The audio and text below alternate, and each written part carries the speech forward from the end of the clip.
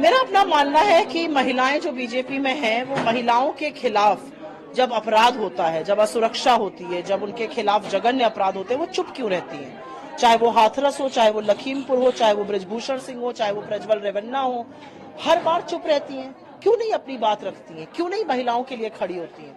और मुझे ऐसा लगता है कि हिंदुस्तान की जो जनता है वो बहुत जागरूक है। सरकार भले कुछ ना करे और सरकार अपराधी को संरक्षण दे, जनता न्याय करती है। जनता ने अजय मिश्र टेनी को हराकर किसानों के साथ न्याय किया, प्रज्वल रेवन्ना को हराकर महिलाओं के साथ न्याय किया और स्मृति ईरानी को हराकर उनके दम्भ और अहंकार का अंत किया।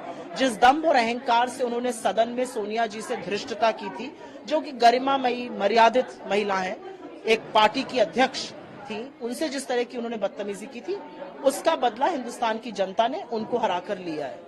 एक दशक के बाद जो है एलओपी नेता मिले हैं राहुल गांधी के रूप में, क्या कहेंगे आप? मुझे लगता है बहुत बढ़िया नेता प्रतिपक्ष होने वाले हैं, बहुत बढ़िया समझ रखते हैं अक्रॉस द स्पेक्ट्रम इश्यूज पर। पॉलिटिक्स समझते हैं, इकोनॉमी समझते हैं, फाइनेंस समझते हैं, वर्ल्ड अफेयर्स समझते हैं, डिप्लोमेसी समझते हैं। और मुझे ऐसा लगता है कि उनका एक विजन है, बहुत निर्भीक हैं, बहुत निडर हैं।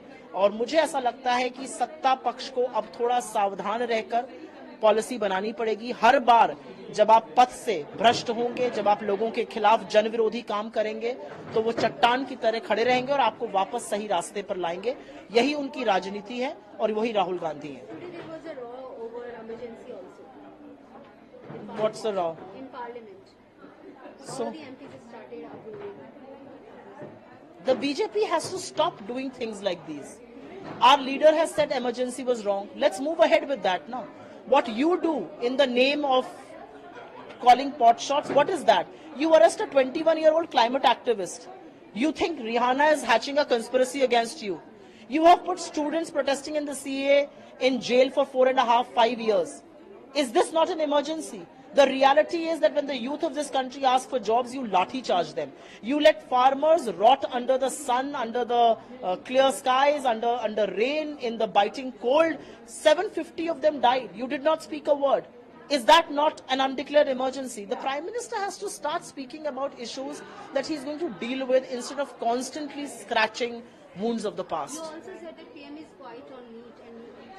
Is he not quiet? Has the Prime Minister made any statement? The Prime Minister was giving one interview to the other. He gave multiple interviews to your agency as well.